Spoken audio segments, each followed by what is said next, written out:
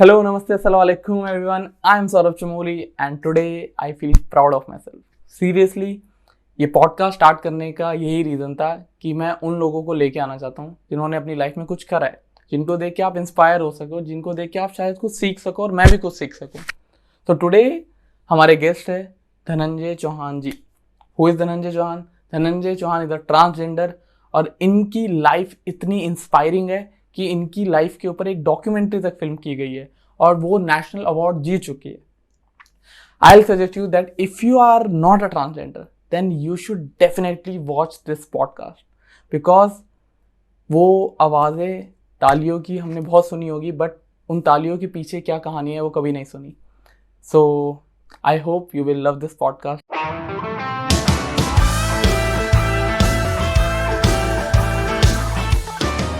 नमस्ते Dhananjay Chauhan ji, welcome to the Chamoli show.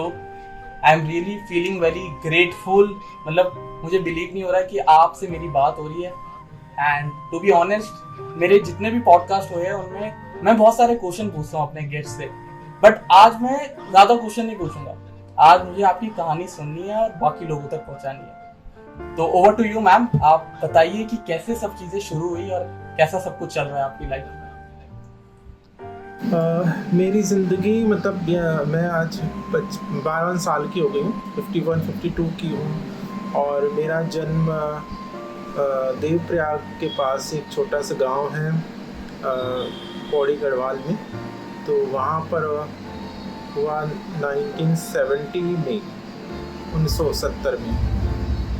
मेरे father Chandigarh में रहते थे, उनकी जॉब चंडीगढ़ में थी, पंजाब यूनिवर्सिटी चंडीगढ़. तो जब उनकी जॉब लगी, मेरे होने से कुछ महीने पहले उनकी जॉब लगी थी, गवर्नमेंट जॉब. तो जब वो गांव आए तो हम मुझे और मेरी मम्मी को साथ में लेके चले गए थे. मैं कुछ महीनों की थी तब, 7-8 महीने की. तो उसके बाद फिर हम लोग चंडीगढ़ में ही रहे और अभी तक मैं चंडीगढ़ में ही हूँ. मतलब कभी मैंने चंडीगढ़ छोड़ा नहीं. बीच में कुछ समय आया जब मेरी लाइफ बहुत डिस्टर्ब हो गई थी, तो थोड़ा टाइम के लिए मुझे इधर उधर जाना पड़ा, बट फिर मैं दोबारा से चंडीगढ़ में ही रही हूँ. तो मेरा जन्म जैसे कि उत्तराखंड में हुआ और जब मेरा पालन पोषण है वो चंडीगढ़ में ही हुआ. मेरा जन्म वैसे ही हुआ जैसे सभी लोगों का होता. नॉर्मली सभी लोग इंसान ही पैदा होते हैं, इंसान का शरीर लेकर आते हैं, कोई जेंडर लेकर नहीं आता है. Gender is socially constructed. Gender जो है सामाजिक पहचान है और समाज के द्वारा ही इसको बनाया जाता है. जब हम जन्म लेते हैं उसके कुछ मिनट तक तो हम लोग स्वतंत्र रहते हैं, इंडिपेंडेंट, हम फ्रीडम रहती है हमारे को, क्योंकि तब तक हमें जेंडर, सेक्स या हमारा धर्म, जाति, वर्ण ये सब कुछ नहीं होता है. लेकिन कुछ जन्म के कुछ मिनट बाद ही फिर हमारा नामकरण, जेंडर हो गया, उसके बाद धर्म, सारे कुछ जितने भी ये संस्कार हैं वो सारे हमारे कंधों पर लाद दिए जाते हैं और हमें सारे ज़िंदगी वो संस्कारों को ढोना पड़ता है. तो मेरा जन्म एज ए नॉर्मली उस समय लगा उनको कि बॉय शरीर है, बॉय लड़के जैसा शरीर है. तो मेरा जो जेंडर दिया गया वो लड़के का ही, मेल का दिया गया. हालांकि उनको बाद में इसका मतलब उनको पता नहीं था कि बाद में ये सब होगा क्या, क्योंकि जो ट्रांसजेंडर की ज़िंदगी है वो हर पड़ाव पर, हर जो एज के आने तक वो चेंज होती रहती है, उसकी बॉडी में चेंजेस आते रहते हैं. तो मेरा जन्म समाज के मुताबिक मेल शरीर में हुआ. 3 से लेकर 5 साल के एज में मैंने अपने आप को लड़की के रूप में पहचानना शुरू किया और मैं अपने आप को ती करके बुलाती थी. मतलब खाना खा रही हूँ, जा रही हूँ, इस तरह से. और कपड़े भी मैं अमूमन ज़्यादातर फ्रॉक हो गया या चुन्नी ओढ़ना, लिपस्टिक लगाना, ये जैसे लड़कियां करती थी या मुझे लगता, मैं लड़कियों को देखती थी, अपनी माँ को देखती, तो उसी हिसाब से मैं अपने आप को पहचानना शुरू किया. और ये कई लोगों का मानना है कि ये नर्चर का, जैसे हमारे आसपास का माहौल है उससे भी बच्चे अपने आप को इसी तरह से आइडेंटिफाई करना शुरू कर देते हैं। लेकिन ऐसा नहीं होता। जो ट्रांस वुमेन या ट्रांस मैन होते हैं वो जन्म से ही ऐसे होते हैं, बस उनको थोड़ा सा हवा की ज़रूरत होती तो वो उससे बढ़ जाते हैं आगे। लेकिन ऐसा नहीं कि कहीं चिंगारी नहीं है, चिंगारी होती, बस उसमें हवा की ज़रूरत होती, हवा लगती तो वो भड़क उठती। और कई बार कई लोगों के जो कई ट्रांसजेंडर जिनको सारी ज़िंदगी इसके लिए जूझना पड़ता है, वो मरते दम तक आइडेंटिफाई नहीं कर पाते, क्योंकि उनको वो सर्कमस्टांसेस, वो हवा जो मैं कह रही हूँ कि वो बयार जो है वो नहीं मिली होती है, वो हवा नहीं मिली होती, तो वो सारी ज़िंदगी उससे जूझते रहते कि मैं कौन हूँ, और वो अपने आप को पहचान नहीं पाते हैं, क्योंकि अपने आप को आइडेंटिफाई करना बहुत मुश्किल है। 5 साल की एज में जब मेरा मुंडन हुआ, गांव में हुआ मेरा मुंडन, गांव में जब लेके गए तो मेरे दादाजी ने मतलब हमारे गढ़वाल में तो काफ़ी रिचुअल्स होते हैं अपने पोता पोतियों के लिए। हमारे दादा दादी खूब अच्छा मानते हैं कि चलो हमारे पोता हैं, उसके लिए कोई ना कोई हम लोग मन्नत मानते हैं। तो मेरे दादाजी ने मन्नत मांगी हुई थी और उसके लिए बहुत बड़ा हमारा फंक्शन था। मेरे बाल उतारने थे, मुंडन होना था। जब मेरे बालों को बांधा गया, जो रिचुअल्स होते हैं उसके हिसाब से गाँव में जो होते हैं, तो मुझे तब खेल लग रहा था। लेकिन गांव में काफ़ी बड़ा फंक्शन था, और पहले के ज़माने में ये सब चीज़ें मतलब बहुत शिद्दत से, बहुत प्यार से, बहुत एक होता ना उत्साह होता है। आज के ज़माने में खाओ पियो और भाग जाओ, ऐसा नहीं था। पहले बहुत कई महीनों से लोग तैयारियां करते थे, है ना। तो दादाजी ने उस सब की तैयारी कर रही थी। तो मेरे बाल जब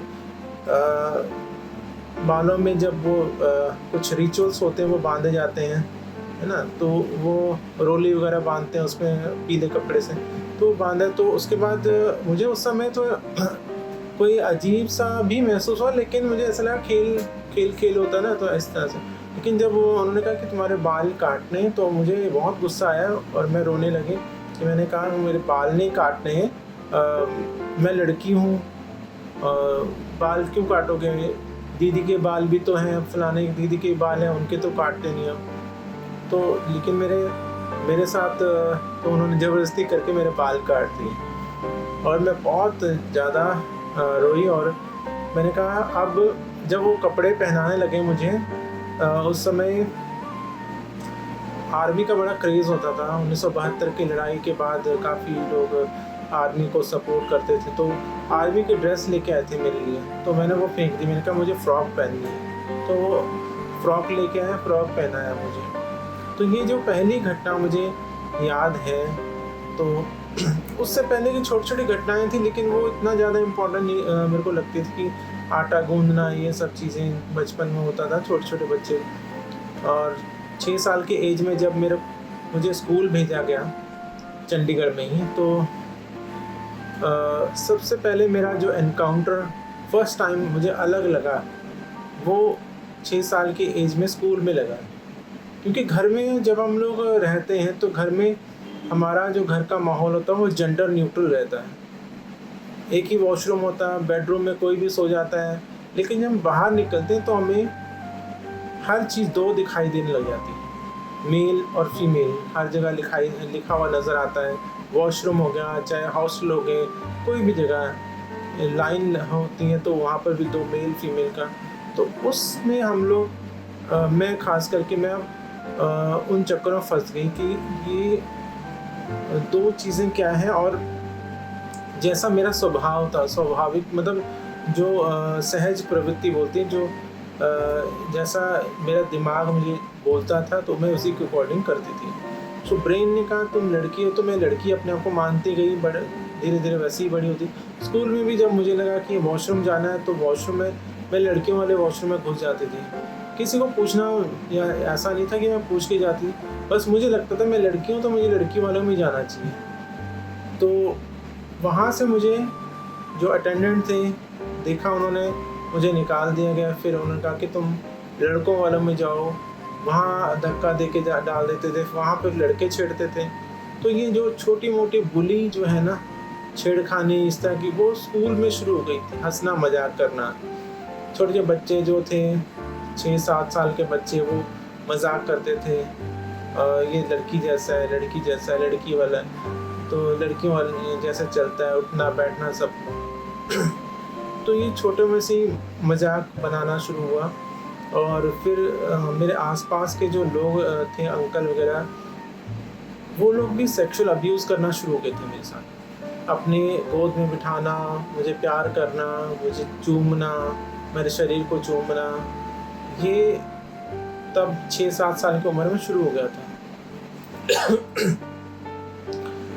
मुझे उन चीज़ों का पता नहीं था, लेकिन मैं सोचती थी शायद ये लोग मुझे प्यार करते हैं। और जब वो कुछ गलत हरकत करते थे तो फिर मैं इस चीज़ को लेके ऑब्जेक्शन करती थी और मम्मी को बताया था। उन्होंने कहा नहीं, ऐसा कुछ नहीं होता, बट वो सब प्यार करते हैं तुम्हें। तो ऐसा कुछ नहीं बताया मैंने, बस ये कहा अंकल गंदी बात करते हैं, तो गंदी हरकतें करते, गंदी बातें करते हैं। तो उन्होंने कहा क्या करते हैं, कहते हैं, मैंने कहा वो किस्सी करते हैं, चूमते हैं शरीर को, है ना। तो उन्होंने कहा कि नहीं, ये सब अंकल हैं वो, तो प्यार करते हैं इसलिए। तो ये सब चीज़ें होती रही। 7 साल की एज में मैंने अपनी माँ को कहा कि माँ, मुझे लगता है कि मेरे अंदर कोई औरत है, कोई लड़की है, मुझे महसूस होता है। तो उन्होंने पापा जी से बात की, पापा ने तांत्रिक से बात की। तांत्रिक ने कहा कि इसके अंदर चुड़ैल आ गई, कोई ऐसे भूत प्रेत हैं। तो अब आपको पता है कि पहले टाइम, अभी भी ऐसा होता है, पहले तो होता ही था। तो उन्होंने कहा इसके अंदर कोई प्रेत आत्मा है और इसको झाड़ फूक करना पड़ेगा। तो गढ़वाल में भी ये सब बहुत कुछ होता है, सब आपको पता ही है, गढ़वाल, कुमाऊं और जगहों पे भी, मतलब बहुत सारे इंडिया में ही होता है। तो एक दिन ऐसा ही उन्होंने डिसाइड किया और तांत्रिक ने बुलाया, एक फिक्स कर दिया दिन की, आपको इस दिन आना है। तो उस दिन हम लोग गए, मुझे लेके मेरे मम्मी पापा। तो रात को 11-12 बजे उन्होंने झाड़ फूक शुरू किया और चिल्लाना शुरू किया उस तांत्रिक ने कि तुम इस बच्चे के शरीर से निकल जाओ, जहाँ से भी तुम आई हो, छोड़ दो, मंत्र वंत्र फूकता रहा वो काफ़ी देर तक, 15-20 आधे घंटे तक। फिर जब उसको लगा कि अभी ये कुछ हो नहीं रहा, इसके अंदर हरकत नहीं आ रही, तो उसने फिर बहुत ज़्यादा एग्रेसिवनेस दिखाना शुरू किया। देन उसने फिर एक कहा कि अगर नहीं निकलोगे तो चिमटा गरम करके तो तुम्हें फिर मारेंगे। और चिमटा गरम सचमुच उसने किया, बट वहाँ पर हवन कुंड लगा, उसमें चिमटा रखा हुआ था और उसने गरम करके मेरे शरीर पे मारना शुरू किया। तो जब वो मारा तो मेरे शरीर में बहुत जलन हुई, छाले पड़ गए। तो फिर मैंने चिल्लाना शुरू किया और मैंने अपनी मम्मी को गोद में बैठने की कोशिश की, छुपने की कोशिश की, लेकिन उन्होंने फिर छुड़ा के उसी के पास सौंप दिया मुझे लगा कि ये लोग मुझे नहीं बचाएंगे। तो मैंने कहा ठीक है, मुझे छोड़ दो, मैं जैसे आप बोलोगे मैं वैसे करूँगी। तो फिर उसने जो तांत्रिक था उसने कहा कि अब इसके अंदर से वो आत्मा चली गई है, अभी बच्चा ठीक हो गया। सो ठीक ठाक तो क्या होना था, लेकिन एक तरह से वो डर था कि अभी मुझे मारेंगे। तो मैंने फिर अपने आप को उनके हवाले कर दिया कि ठीक है, जैसा आप कहोगे मैं वैसे ही करूँगी। तो ये जो घटनाएं थी मेरे दिलो दिमाग में छाप छोड़ती गई। और उसके बाद भी फिर जो डर था कि माँ बाप को नहीं बताना, अब किसी को नहीं बताना, और उससे क्या हुआ कि मेरे साथ और ज़्यादा जो लड़के थे वो छेड़छाड़ शुरू हो गई, सेक्सुअल अब्यूज़ हो गया, फिज़िकल रिलेशन बनाने की कोशिश करते। 10-11 साल की एज में लड़के जो थे पीछे पड़ जाते थे, ज़बरदस्ती करने की कोशिश करते थे। किसको बताएं, स्कूल में भी जो सीनियर स्टूडेंट थे वो छेड़ते थे, टीचर्स को बताते थे तो टीचर भी नहीं सुनते थे। वो कहते थे तुम ठीक हो जाओ, तुम सही तरीके से चला करो, लड़कियों जैसा मत बात किया करो, लड़कियों जैसा मत चला करो, तुम लड़का हो लड़के जैसे रहो, बंदे बन के रहो, जैसे पंजाब में बोलते बंदा बन जाओ। तो तो बंदे बन के आदमी बन के रहो। कैसे आदमी बन जाए कोई इंसान, उसके अंदर औरत की रूह है, उसका जो ब्रेन है वो औरत है, तो वो कैसे अपने आप को आदमी मान लें। जैसे क्योंकि समाज में अभी बहुत ज़्यादा अवेयरनेस की कमी है। समाज को लगता है कि जो शरीर लेकर पैदा हुआ हो गया बस वो आदमी है। ऐसा नहीं होता है। हर मूंछ वाला आदमी नहीं होता है, और हर बूब्स वाली जो जिसके ब्रेस्ट होते हैं वो औरत नहीं होती है। जो हमारा बायोलॉजिकल शरीर है, हमारा जो गर्दन से नीचे का शरीर है बायोलॉजिकल शरीर, और जो हमारा साइकोलॉजिकल बॉडी है, वो जब मिसमैच हो जाता है, जब उस मिसमैचिंग के बाद फिर जब वो मिसमैच हो जाता है तब हम लोग अपने आप को उससे उलट मानते हैं जो इस शरीर में पैदा हुए। क्योंकि ब्रेन जो है वो अपने आप को लड़की मान रहा है और नीचे शरीर जो है वो लड़के जैसा है। तो ये जब कश्मकश होती है शरीर के अंदर भी, और इस कश्मकश में हमारा जो ब्रेन है, जो साइकोलॉजिकल सेक्स है, वो जीत जाता है। बिकॉज हमारा जो साइकोलॉजिकल सेक्स है यही पूरे बॉडी को कंट्रोल करता है। ये हमारा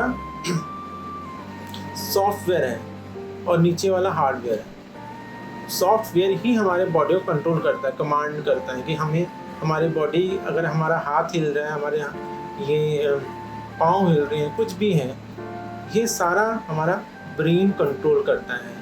और आपको पता है कि जब हमारी पूरी बॉडी ऊपर से नीचे तक हमारी जो नसें हैं वो ब्रेन से जुड़ी हुई हैं, सारा संदेश जा रहा होता है। और हम लोग जब भी आप बात करते हैं सेफ्टी की, हम लोग ट्रैफिक रूल्स की बात करते हैं, तो बाइक हो गया या स्कूटर होगा तो हमें हेलमेट पहनने के लिए बोला जाता है कि आप हेलमेट पहनिए ताकि हमारे सिर पे चोट ना लगे। बॉडी में तो नहीं हेलमेट पहनते, पूरी बॉडी में तो सारे बॉडी में हेलमेट नहीं पहना जाता, सिर्फ ब्रेन सिर में पहना जाता। क्यों पहना जाता? बिकॉज हमारा जो ब्रेन है ये सारा जो सारा ताम झाम है, हमारा जो सिस्टम है पूरा, वो सारा ब्रेन है। अगर ये हिल गया या ये डेड हो गया, इस पर चोट लग गई, तो हमारी बॉडी बिल्कुल ही निकम्मी हो जाएगी, काम नहीं करेगी। ठीक है ना? तो पैरालिसिस भी हो जाता है, हम लोग ना चल पाते ना। तो ये सारा ब्रेन का खेल है और ब्रेन ही सुप्रीम होता है। लेकिन हम ब्रेन को नहीं मानते समाज के लोग, क्योंकि ब्रेन दिखता नहीं है और बॉडी बाहर की वो दिखती है, इसलिए उनको लगता है जो दिखता है वो वही सामने उनको दिखता है, ऐसा कुछ। लेकिन मुझे लगता है कि आज दुनिया धीरे धीरे जो साइंस है वो काफ़ी तरक्की कर रही है। साइकोलॉजिकल एसोसिएशन है पूरे दुनिया की, वो भी अपने आप को अपडेट कर रही है। पहले इसको 72 से पहले इसको डिसऑर्डर माना जाता था, लेकिन बाद में इसको पूरी दुनिया के जो मनोवैज्ञानिक हैं उन्होंने इसको डिसऑर्डर की लिस्ट से निकाल दिया। ये उन्होंने कहा कि ये डिसऑर्डर नहीं है, it is very much natural. ये नेचुरल है, कुदरत ऐसा ही पैदा करती है। और सभी इंसान, ज़रूरी नहीं कि वो मर्द औरत पैदा हो, ऐसा भी होता है कि जो मर्द शरीर में होता है वो औरत हो सकती है, और जो औरत होती है वो जो औरत का शरीर होता है वो उसमें मर्द भी हो सकता है। तो जैसे मैं एक मर्द के शरीर में पैदा हुई और अपने आप को आइडेंटिफाई मैंने ट्रांस वुमेन किया है, इसी तरह जो मेरे साथ जो मेरे पार्टनर हैं वो ट्रांस मैन हैं। वो फीमेल के शरीर में पैदा हुए लेकिन वो अपने आप को बचपन से ही मर्द मानते रहे। तो ये उनको ट्रांस मैन बोला जाता है, ट्रांस पुरुष। कई बार क्या होता है कि लोग बोलते हैं झूठ बोल रहे हैं। अकेले मैं अगर झूठ बोल रही हूँ तो सारी दुनिया में 2% ट्रांसजेंडर हैं, तो सारे के झूठ बोल रहे हैं। और सारे साइंटिस्ट जो हैं वो कह रहे हैं कि नहीं ऐसा होता है, कुदरत को हमें समझना पड़ेगा। कुदरत बहुत स्मार्ट है, कुदरत को समझना इतना आसान नहीं है। कुदरत में जो चीज़ें हो रही हैं कई बार क्या इंसान को समझ नहीं आती हैं और बाद में समझता है अच्छा ऐसा, और या फिर उसको एक्सेप्ट कर लेता है। कुदरत की नियति को कौन जानता है, उसको बस हमें एक्सेप्ट करना होता है। तो ये 10-12 साल की एज तक ऐसा ही चला, और उसके बाद धीरे धीरे मैं डिप्रेशन, एंग्जाइटी, जेंडर डिस्फोरिया शुरू होना लग गया। ये मनोवैज्ञानिक भाषा में एक तरह से मानसिक तनाव के कारण होता है। जो हमारा ब्रेन है इसमें जब तनाव हो जाता है समाज के कारण भी या अपने आप से भी, या अपने बॉडी को देख कर भी कि मैं ऐसे क्यों हूँ, मेरा शरीर ऐसा क्यों है, मेरा ब्रेन ऐसा क्यों है, ये दोनों मिसमैच क्यों हो रहे हैं, ब्रेन कुछ बोल रहा है, शरीर कुछ बोल रहा है, ऐसा क्यों होता है? क्योंकि बच्चा उस समय तो खुद से जूझ रहा होता है। ऊपर से जब आप देखो, आप तो शरीर, जब हमारे शरीर में नासूर होता है या हमारे शरीर में जख्म होता है, तो दूसरे लोग क्या करते हैं, उसमें नमक छिड़कने का काम करते हैं। अब बहुत सारे लोग बहुत ज़्यादा मोटे होते हैं, काले होते हैं, बहुत पतले होते हैं, लोग उन पे हंसते हैं, पर उनकी जो स्थिति है वो तो वही जानते हैं ना, उन्होंने अपनी मर्जी से तो ऐसा नहीं शरीर चाहा था। तो फिर दुनिया को क्या हक है दूसरों पे हंसने का या दूसरों का मजाक बनाने का? सो ये जो चीज़ें हैं, हम लोगों ने अपने आप तो ये सब चीज़ें मांगी नहीं थी, हमें कुदरत ने ऐसे ही पैदा किया है। तो हमारा इसमें क्या कसूर है? हम लोग इसके लिए क्यों सजा पाए दुनिया से? और दुनिया वाले होते कौन है सजा देने वाले? वो सोचते हैं कि हमारे जैसा क्यों नहीं है। तो कोई भी इंसान दूसरे जैसा हो नहीं सकता। आपकी शक्ल मेरी शक्ल जैसे नहीं है, और आप, ठीक है हम दोनों अलग हैं, लेकिन आपका शरीर या मेरा शरीर, हमारा शरीर खुद में भी अलग अलग है। हमारे पांचों उंगलियां अलग हैं, हमारे पांचों उंगलियों की फिंगरप्रिंट्स अलग अलग हैं, हमारे दोनों आँखों का रेटिना अलग अलग है, हमारे हर चीज़ हमारी बॉडी में वो अलग है। तो हमारी बॉडी में जब इतनी डाइवर्सिटी है, तो हम कैसे एक्सपेक्ट कर सकते हैं कि दूसरा इंसान भी हमारे जैसा हो जाए? लोग कहते हैं कि यू आर डिफरेंट, मैं कहती हूँ कि you are same. So different is not wrong, different always unique. Different हमेशा यूनिक होता है, और जिसके अंदर डाइवर्सिटी होती है, जिसके अंदर विलक्षणता होती है, उसके अंदर बहुत सारी कैपेसिटी भी होती है, बहुत सारी अलग अलग गुण भी होते हैं। तो ये हमने लोगों ने बचपन से जो सहा है, 14 साल की उम्र तक, जब मैं 9th-10th में थी, बहुत डिप्रेशन में चली गई थी, और मैंने सुसाइड करने की कोशिश की, कमरा बंद कर दिया और पंखे में लटकने की कोशिश की। तो किसी तरह मेरी माँ ने देख लिया और उन्होंने दरवाज़ा को किसी तरह खोला और फिर मुझे बचा लिया। उन्होंने कहा कि तुम पागल हो गए, तुम अपने आप को क्यों ख़त्म कर रहे हो? अगर तुम्हें पढ़ाई में मन नहीं लगता तो कोई बात नहीं, लेकिन ये सोचो, तुम पढ़ लिख के आगे बढ़ोगे, जॉब होगी तुम्हारे पास ऑप्शंस होंगे, तुम अपने पैरों पे खुद खड़े होंगे, उसके बाद तुम डिसाइड कर लेना तुम्हें क्या करना है। अगर तुम अभी मर गए तो 2 दिन 4 दिन सब लोग रोएंगे, उसके बाद सब लोग नॉर्मल हो जाएगा, सब कुछ नॉर्मल हो जाएगा।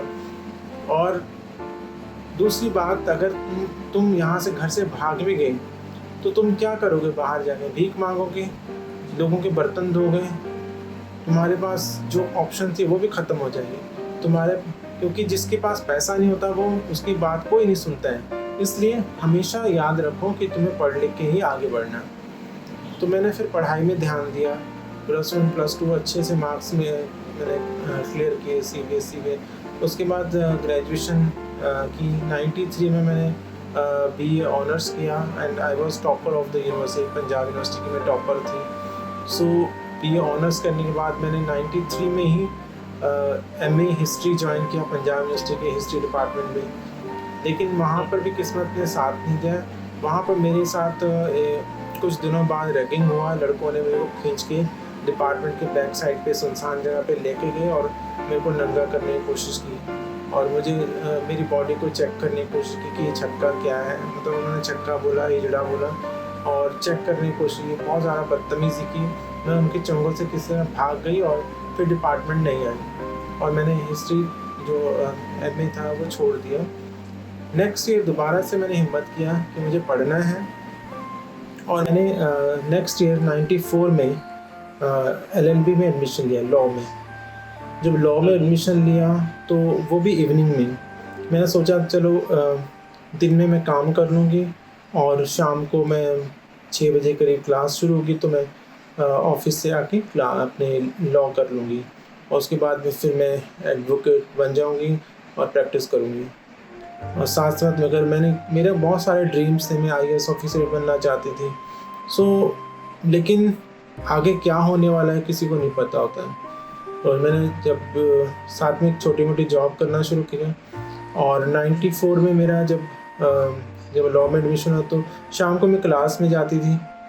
वहाँ पर भी कुछ दिनों बाद ही एक लड़का मुझे बुला के लेके गया। उसने कहा कि तुम्हें सीनियर बुला रहे हैं, एक सीनियर लड़का है वो क्लास में तो बुला रहा है तुम्हें। तो एक क्लासरूम में लेके गया मुझे। वहाँ पर 10-12 लड़के बैठे थे। उन्होंने दरवाज़ा बंद किया और मुझे मेरे साथ रैगिंग किया। मुझे नाचने के लिए बोला, गाने के लिए बोला, मेरे को कपड़े खोलने के लिए बोला, मेरे को अपने पाँव दबाने के लिए बोला और कुछ और भी आपत्तिजनक जो चीज़ें थी जो सेक्सुअली आपत्तिजनक होती हैं, मतलब इस प्लेटफॉर्म में बात नहीं कर सकते, वो करने को बोला। तो मैंने उनके पाँव पकड़े, हाथ जोड़े, मुझे जाने दो प्लीज़। तो बहुत रोई मैं। उनमें से एक लड़के ने कहा कि यार आप जाने दो, काफ़ी टाइम हो गया, चौकीदार भी आ जाएगा तो बवाल खड़ा हो जाएगा यूनिवर्सिटी में, उसको जाने दो। तो फिर उसने दरवाज़ा खोला, मैं वहाँ से भाग गई। फिर मैंने लॉ भी छोड़ दिया। सो मेरे MA भी ख़त्म हो गई, लॉ भी ख़त्म हो गया। साथ साथ में मैं डिप्लोमा भी कर रही थी रशियन लैंग्वेज में। फिर मैंने फ्रेंच लैंग्वेज में डिप्लोमा किया, फिर कंप्यूटर साइंस में भी डिप्लोमा किया। 97 की बात है। तो ये सब चीज़ें की मैंने ताकि मेरी स्टडी जो है वो कंटिन्यू रहे। कोई भी पढ़ाई हो, मतलब वो उसका कोई ये नहीं होता कि तुम्हें बस लॉ करना है। बस किताबों से मैं जुड़ी रहना चाहती थी, क्योंकि बाकी सब्जेक्ट में, बाकी डिपार्टमेंट में मुझे लगा कि रेगुलर में पढ़ाई कर नहीं पाऊँगी और ना ही कोई मुझे पढ़ने देगा। तो मैंने छोटे मोटे जैसे कोर्सेज जो 1-1 घंटे के होते हैं डेली, या फ्रेंच में या रशियन में, वो मैंने करना शुरू किया। वहाँ पर ज़्यादा देर तो रुकना नहीं होता था, सीधे क्लास में गए, वहाँ से ख़त्म होकर घर भाग गए। तो ये चलता रहा। लेकिन मैं अपनी आइडेंटिटी से बहुत परेशान थी, अपनी पहचान से। मेरा शरीर एक तरह से मर्दों जैसा डेवलप होता रहा, बीच में लड़कियां जैसा भी, कुछ कंफ्यूजन जैसा शरीर डेवलप होता रहा। इसीलिए वो हंसी का पात्र भी बनता है। अगर सीधा आदमी जैसा शरीर होता या अंदर औरत होती तो कोई नहीं, किसी को ना पता चलता। लेकिन शरीर भी इस तरह से डेवलप होता गया कि लोगों को पता लग जाता था, दूर से ही पता लग जाता कोई अजीब सा इंसान आ रहा है, या फिर लोग जिस तरह से नाम रखते थे, हिजड़ा आ रहा, छक्का आ रहा है ना, टेम्पो है, मीठा है, परोंठा है, इस तरह की जो चीज़ें हैं वो लोग बोलते थे। मैं कई बार क्या होता था कि मैं लड़कों के आगे से गुजरती नहीं थी, वेट करती थी ये चले जाएंगे ताकि ये हंसेंगे, इसलिए मैं उनके आगे से नहीं गुजरती हुई, अवॉइड करती थी कोई भी चीज़ होगी। तो लड़कों के आगे से जाने से, घर में कोई गेस्ट आता, आदमी आते थे या कोई भी आता था, मैं उनके सामने नहीं जाती थी। लेकिन घर वाले गुस्सा करते थे, तुम सोशल नहीं हो, लोगों से मिलते नहीं हो, तभी तुम ऐसे हो, आदमियों के बीच में रहा करो। अगर आदमियों के बीच में रहो तो वो आदमी हंसते थे या फिर लड़के सेक्सुअली अब्यूज़ करते थे, कमेंट कसते थे। तो फिर मैं उन सब चीज़ों से भाग जाती थी, अवॉइड करती थी। ये चलता रहा 2000 तक। 2002 में एक साथ मेरे साथ घटना हुई। 2002 में मैं ना ये पॉडकास्ट ख़त्म हुआ है ना ये कहानी ख़त्म हुई है, बट इनकी कहानी 20 से 25 मिनट के एक पॉडकास्ट में डालना इम्पॉसिबल था। So wait for the second part of this podcast. But अगर आपको ये पॉडकास्ट पसंद आया है, मुझे कमेंट सेक्शन में बताइए कि आप ये पॉडकास्ट का सेकेंड पार्ट कब तक चाहते हैं।